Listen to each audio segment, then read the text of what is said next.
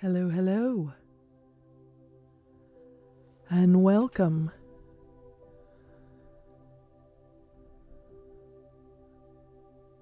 I am the Keeper of the Flame, and this is my podcast.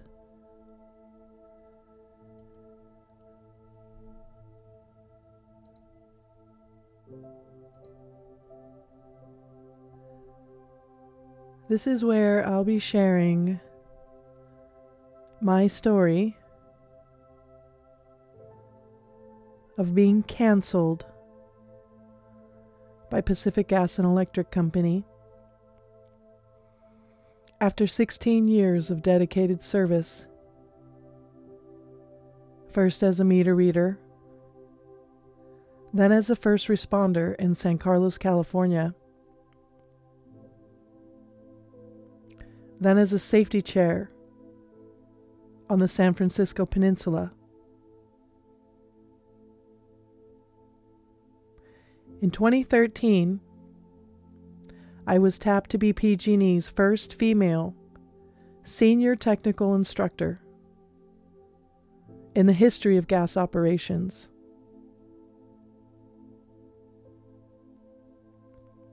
I wasn't looking for that job.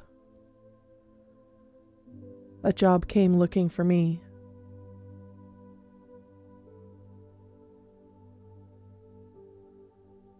Mostly because of how vocal I was about my commitment to safety and personal accountability.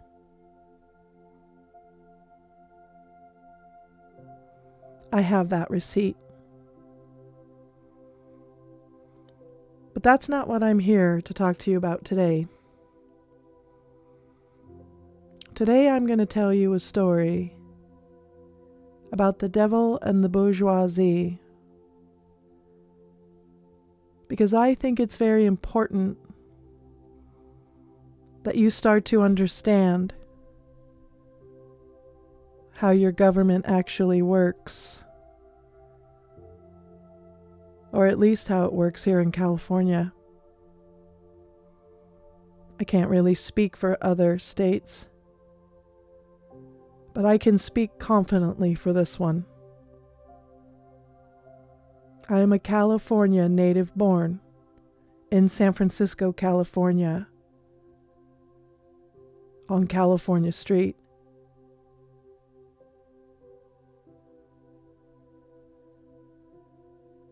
I'm a 20-year veteran of the utility business.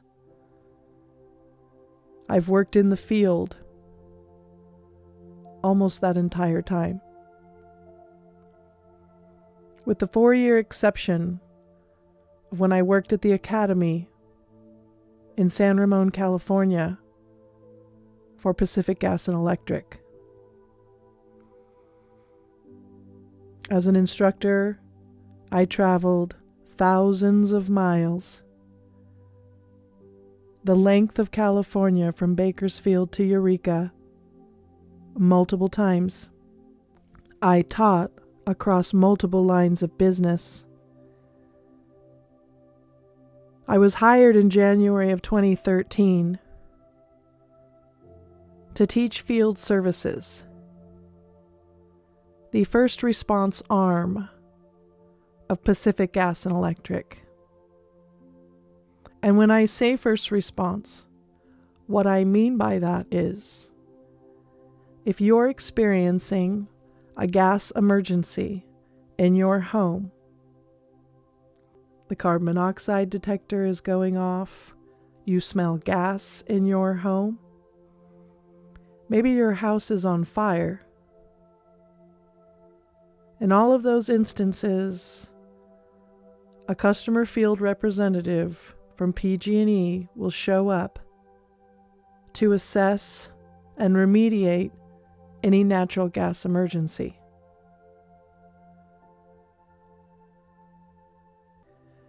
So that's what I mean when I say energy first responder. In the event of an emergency that has been deemed an energy emergency, such as a gas line has been hit by a contractor and is blowing gas or on fire,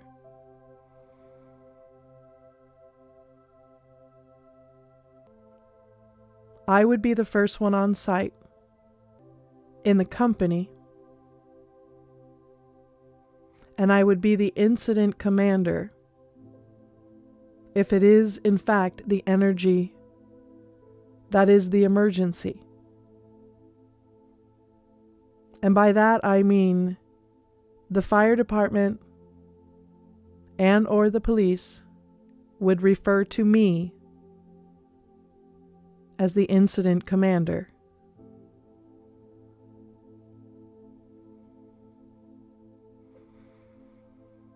This is why I have been asserting, since the very moment that I discovered I had been injured, that it is my fiduciary duty as a federally regulated employee to take a knee when I no longer feel fit for duty.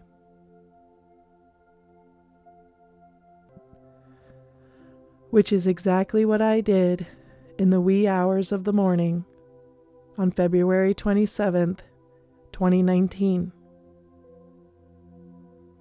I reported the cataclysmic change that happened in my body after 4 straight months of relentless pursuit, stalking, abuse, and harassment that I was experiencing under PG&E management.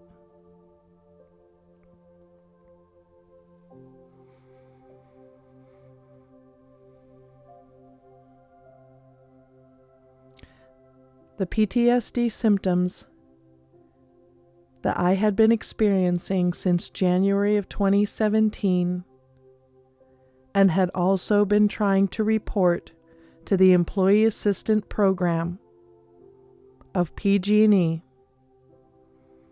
in order to access care for my PTSD disability that I have known that I have since I was at least 9 years old. In fact, I was so unsuccessful at getting care for my disability through the Employee Assistance Program that I had to research care on my own and pay out of pocket for therapy, for EMDR therapy.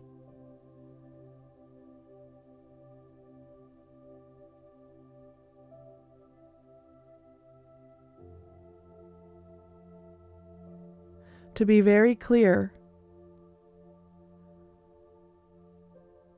the insurance benefits that I had paid into for 16 years failed me miserably on multiple fronts after multiple attempts at access for care. And then when management got wind of my disability that I was experiencing physical symptoms for and pursuing care for and asking for reasonable accommodation for, they put their boot on my neck and did not let up for 4 months straight until I finally cracked under the pressure.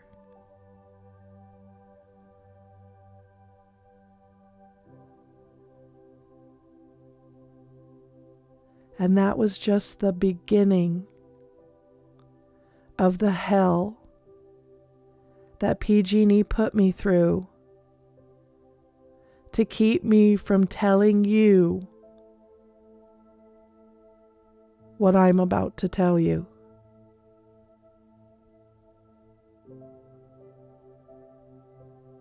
You see, I am a subject matter expert in PG&E's safety culture And I have been a contributor to that same safety culture for 20 years. I have served the company at a very high level, and my work history speaks for itself.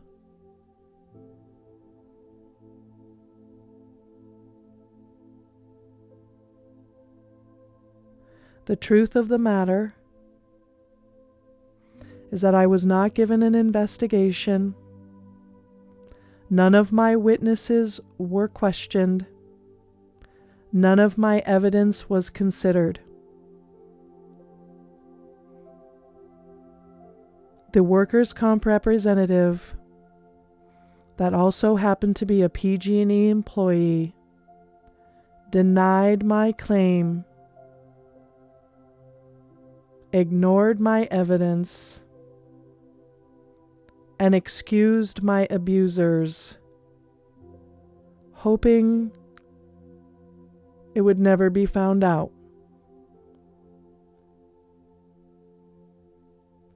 She wrote me off as crazy, incorrigible, and unmanageable.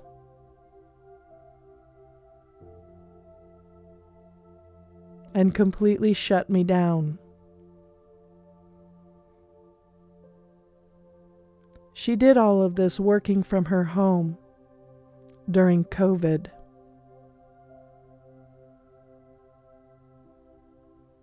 And that was just the beginning of the nightmare I endured to bring you this message.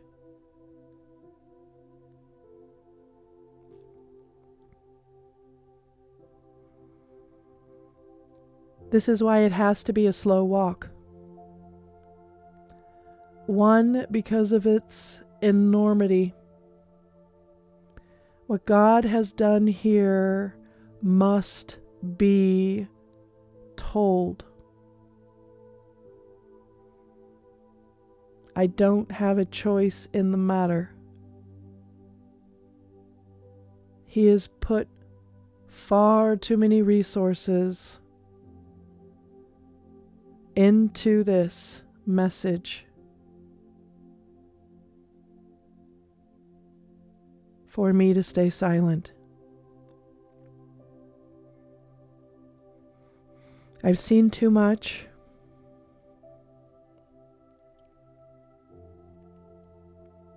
I've endured too much. And now as we look east to East Palestine, it has become painfully clear to me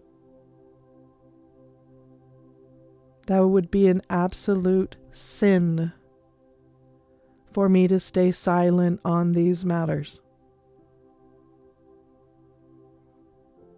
My 20 years of expertise in PG&E's safety culture gives me a very unique lens to look through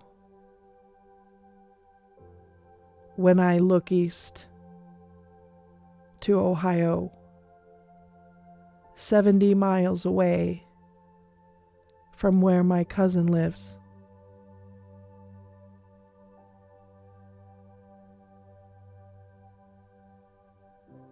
You see, I was there during the days after San Bruno. I was there from 7 in the morning until 11 o'clock at night for 10 days straight, until every last energy customer that could be restored was restored.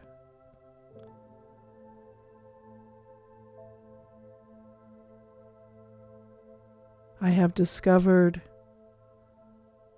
things along the way that only I could have discovered. I have uncovered stones along the way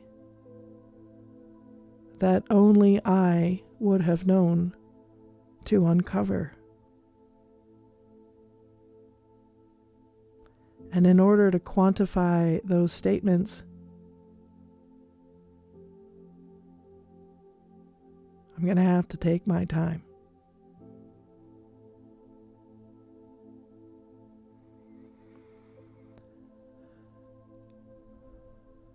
It's my belief that everyone within the sound of my voice has a vested interest in this story because it touches so many aspects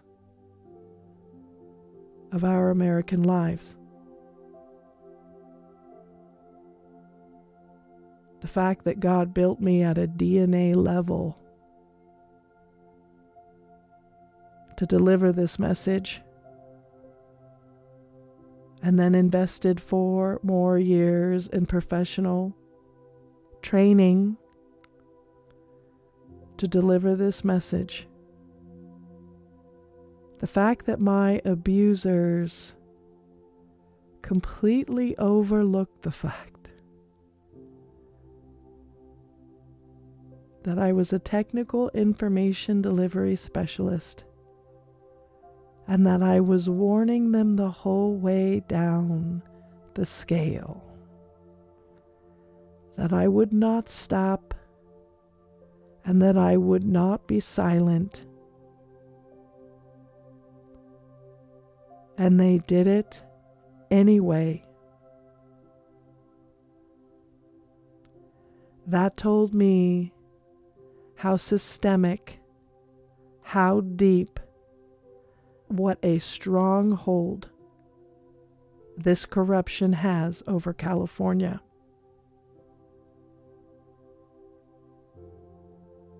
And over the last 4 years, my Father, my Heavenly Father, has been showing me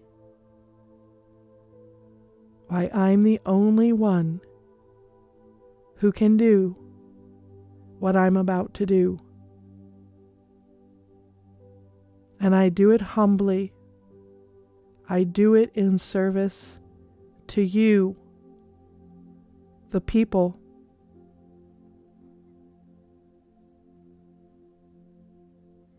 Anyone who's been injured by Pacific Gas and Electric, anyone who's been injured by workplace harassment, anyone who's been injured by discrimination, ignorance, and stigma, anyone who's been bullied, undervalued, and kicked to the side, anyone who's been canceled, shut down, nullified. I'm here to show you what you can do.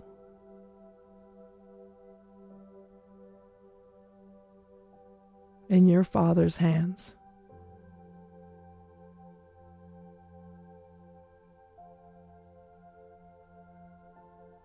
And I'm also here to show you how your government works. So let's take a little journey. If you'll remember from the last podcast, I mentioned this PG&E safety culture investigation. And I also mentioned how interesting it was that this was happening at the very same time that I was being canceled in California. Well, that's not the only coincidence that I've discovered. There have been many. Today we're talking about the devil and the bourgeoisie. But before we do that, I want to show you that Mr. Scott Hempling has already advised Pacific Gas and Electric and the California Public Utilities Commission on the problematic nature of their culture of entitlement. I'm going to venture a guess that even most PG&E employees don't know that this document even exists. And what's very interesting to me about this document is it was dated on my mother's birthday, which you'll find if you stick around long enough. The supernatural nature of this story and how God has weaved himself throughout and left me little nuggets to know that I am doing the right thing, regardless of the fact that I have lost everything in the pursuit of truth and justice. And this is one of the ways. The birthday timeline. As we go through this story, I will point out the many occasions where someone who was near and dear to me's birthday is highlighted on the timeline.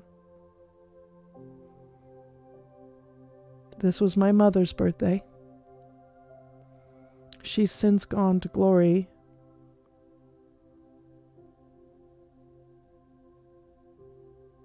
But this is just one example of God showing me that he has me through this whole thing. Because not only was this document fashioned at the same time I was being destroyed by PG&E, but it's dated on my mother's birthday. And this is just one of many examples of that very thing. So I'm not going to read this to you. I'm going to link it into the description so that you can read it to yourself if you are interested. Because I can tell you, as this was one of the pieces of evidentiary documentation that I provided to the workers' comp representative, who also happened to be a PG&E employee. This was one of the many documents, one of the 8 chapters of documents that I included in my evidence that was completely ignored.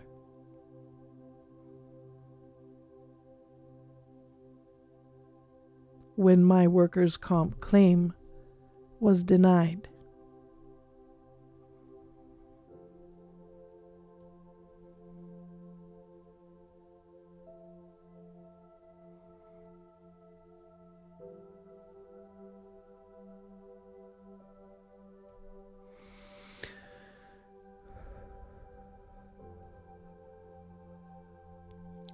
The other thing I included as evidentiary documentation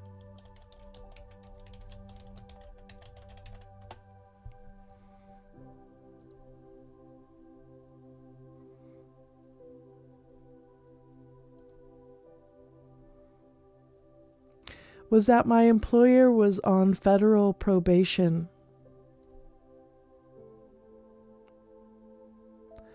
At the time that I was requesting a workers' comp investigation. They were also on federal probation at the time I was requesting an investigation by the EEOC, who are the purveyors, the enforcers of disability discrimination laws in the United States. They're the federal watchdogs that are meant to ensure that safety-critical employees are not harassed into permanent disability.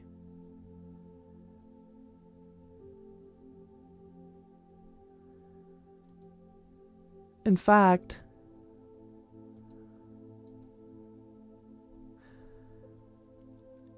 the United States Equal Employment Opportunity Commission is responsible for enforcing federal laws that make it illegal to discriminate against a job applicant or an employee because of the person's race, color, religion, sex, national origin, age, disability, or genetic information. Most employers with at least 15 employees are covered by EEOC laws. Most labor unions and employment agencies are also covered. What I discovered in my time dealing with the EEOC was that they are the gatekeepers for anyone looking to pursue charges of discrimination against their employer. And by that I mean that in order to pursue even a personal injury lawsuit in California, you must first go through the EEOC.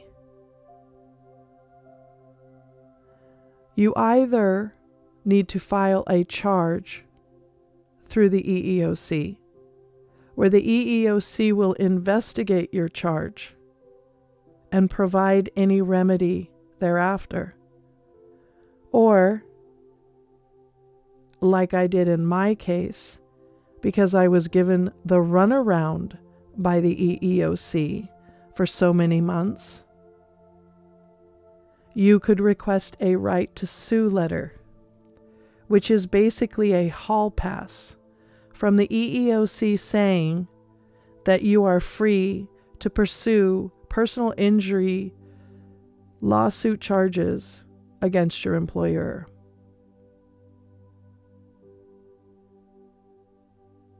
You can't even start the process until you've done one or the other of those things.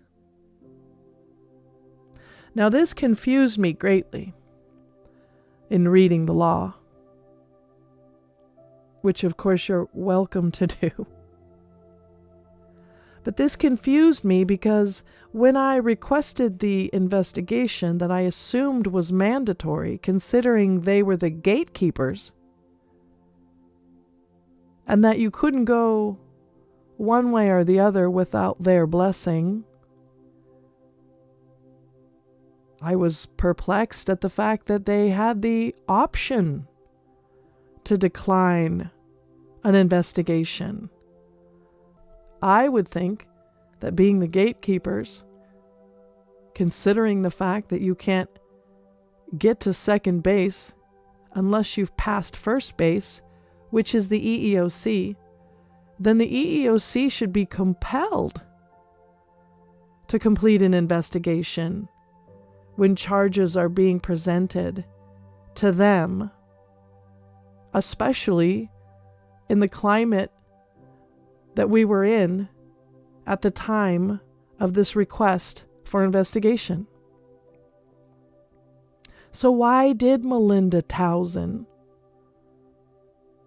give me the runaround for months instead of just giving me the investigation that I requested? That's a good question that only Melinda Towson can answer. I mean, after all, Melinda Towson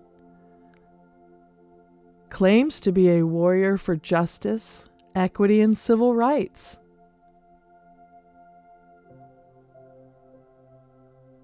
Why? Why would she fight so hard not to investigate Pacific Gas and Electric? What could that reason possibly be?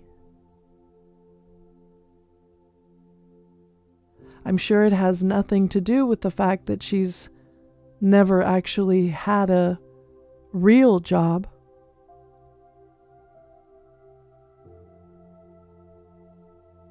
She went right from college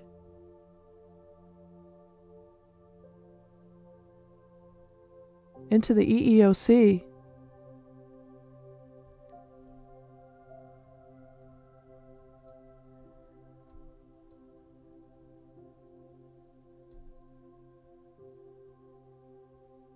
Warrior for justice, equity, and civil rights indeed. You see, it's people like Melinda Townsend that are running your government quietly behind the scenes. People that, with the stroke of a pen, decide who gets investigated and who doesn't. And if you're powerful enough, if you have enough influence, you get a pass, according to Melinda Townsend. And the reason why I know that is not just the multiple times that in writing I requested an investigation, but it was also the interesting coincidence that I noticed as I traversed and closed out my attempt at justice.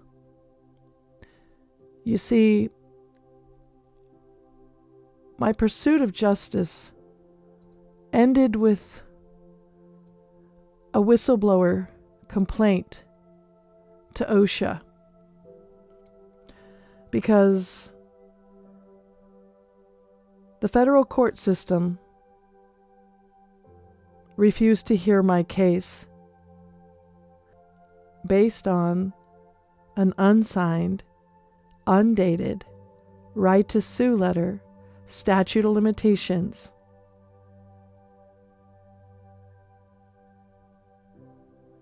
After getting the runaround, after proving that I got the runaround from EEOC for months. So as a last-ditch effort,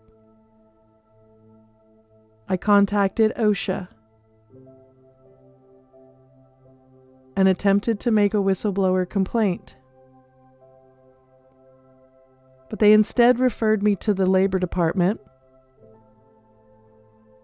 who gave me an interview.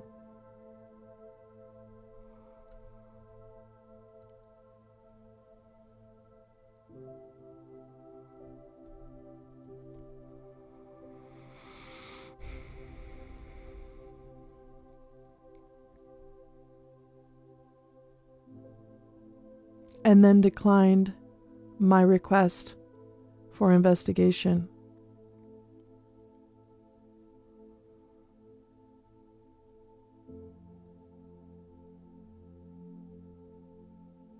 Now, the reason why that is relevant to Melinda Townsend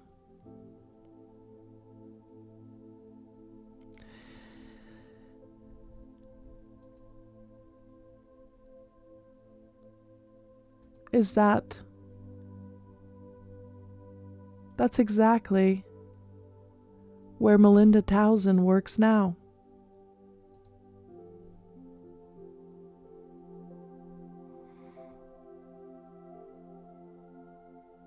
And what's even more coincidental is that she was hired the same month that I wrote my letter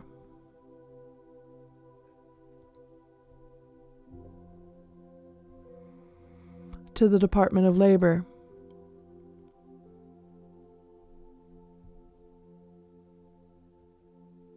I'm sure that was just a coincidence. I'm sure it was an absolute coincidence that the same EEOC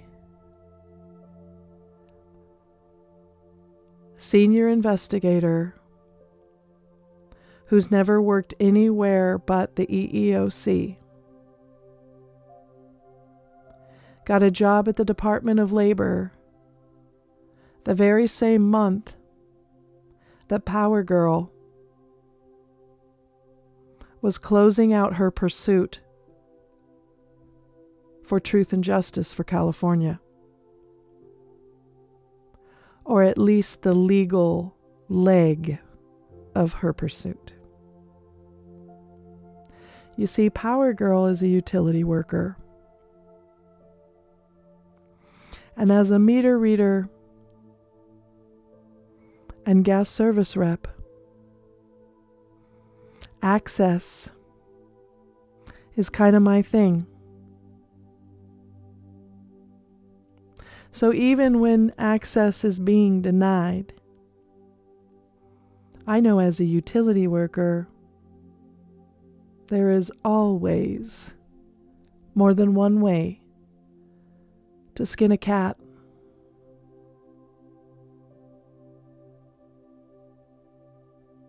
I also know, unlike my abusers in Pacific Gas and Electric Company,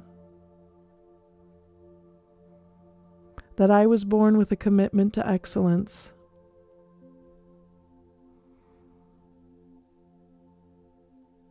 That my grandfather passed on his gift to me so that I could do this thing for you. Because as we look to the east, in East Palestine, we see the consequences of corporate corruption run amok. And I can tell you, as a San Bruno first responder, that it started in San Bruno 13 years ago. And I intend to prove that.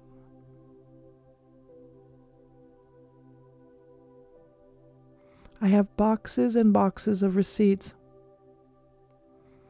And I'm only going to have to show you a few of them for you to see what I mean. This is my last one. This is my last attempt at legal remedy through the state of California for California. This is not my personal pursuit.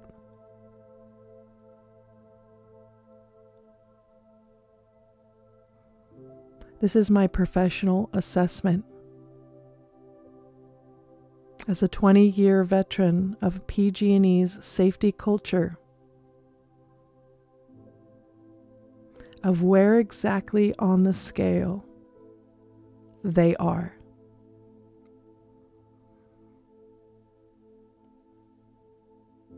I'm going to do my best to share the facts with you.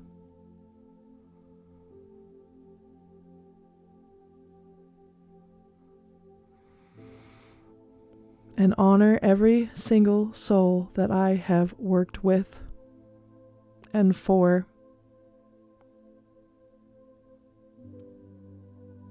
Because I know exactly what I'm doing.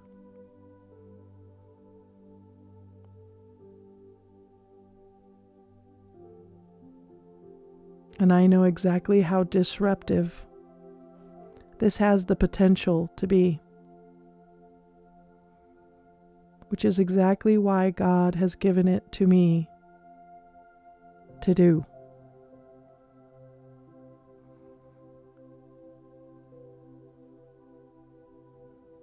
Because He knows, one, that I won't give up until the job is complete.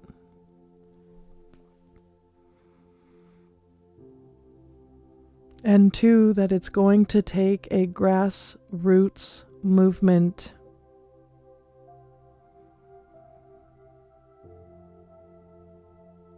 to save this great nation of ours.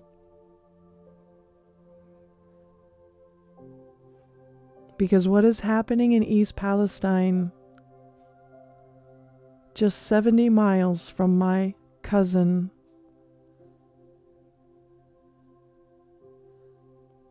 is only a symptom of what is wrong with this country. And I am here suggesting today that we the people must do something about this relationship between the devil and the bourgeoisie.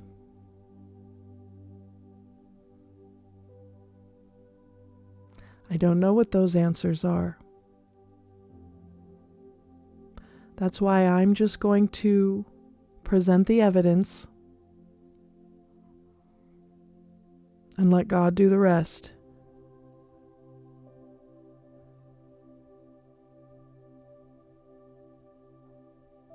Because when I say that I am a kingdom warrior, I'm not just posturing on social media.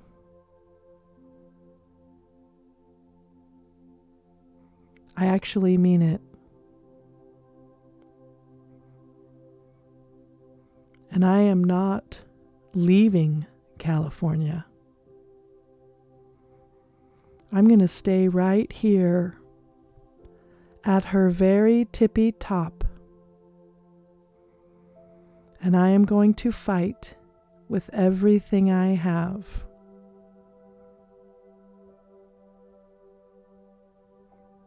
To keep her safe and sound.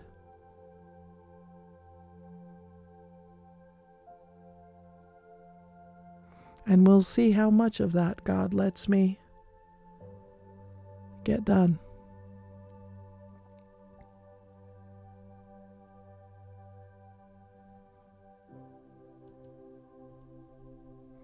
So there it is.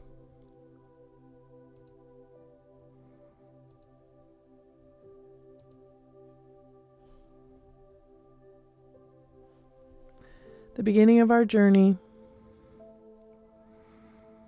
I'm just setting the tone. Confirming what we've all heard Brock Maddox say over and over. That it isn't until you get up off the couch and start fighting for your freedom that you get an education that you can't get anywhere else. The things that are being done to this nation are being done undercover, under the cover of night, under the cover of deception, under the cover of corruption and collaboration of young up-and-comers that will sell out their nation for a little prestige and a paycheck. And I'm suggesting that I'm not the only power girl out there. That there are many power girls out there. That there are many workers out there. That there are many whistleblowers out there that just need an example. Because you see, truth and courage are contagious.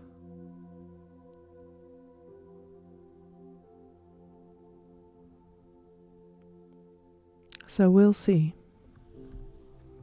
where all this leads.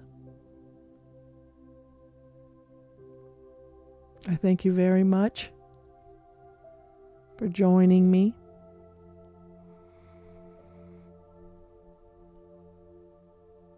And I hope you'll come back. Because this is just the beginning of the journey.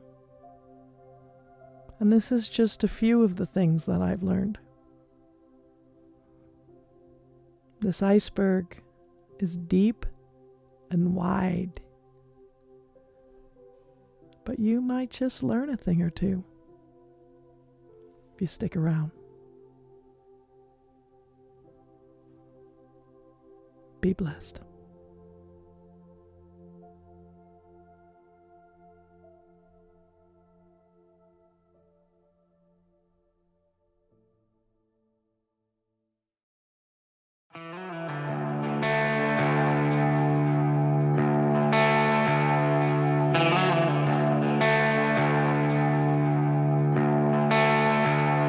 You were 43 when you got the news. Life will be changing, nothing we can do. The clock is ticking now. All I can think about is knowing I have to move on without you somehow. And I just can't believe that you're the one who's keeping it together. As you hold my hand and say, it's okay to cry, it's okay to fall apart. You don't have to try to be strong when you are not. And it may take some time to make sense of all your thoughts, but don't ever fight your tears, 'cause there is freedom in every drop. Sometimes the only way to heal a broken heart is when we fall apart. You asked me to sing some songs that I wrote, but I can barely speak, can barely play a note. All my tears rushing, falling on my strings, that make the sound of these progressions have a different ring. And I hate to say goodbye, knowing this will be the last time we're together.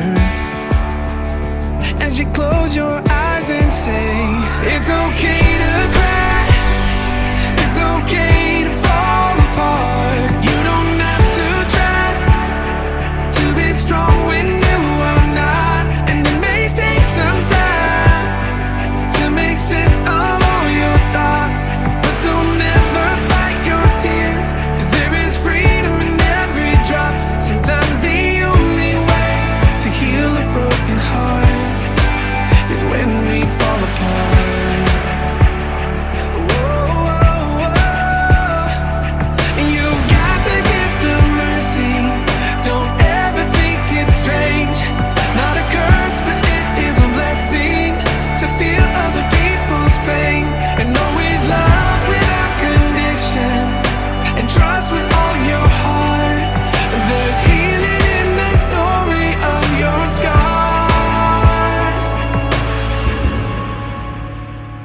Well, it's been a while since you've been gone, and sometimes I still catch myself trying to call your phone. All the hopes and dreams we used to talk about, they're still alive in me, and I just hope I make you proud. Now I'm your legacy, and it's your love still holding me together. And I still hear you say, it's okay to cry, it's okay to fall apart. You don't have to try to be strong when you are not. And it may take some time to make sense of all your thoughts, but don't ever fight your tears, 'cause there is freedom in every drop. Sometimes the only way to heal a broken heart is when we fall apart. It's okay. Sometimes the only way to heal a broken heart is when we fall apart.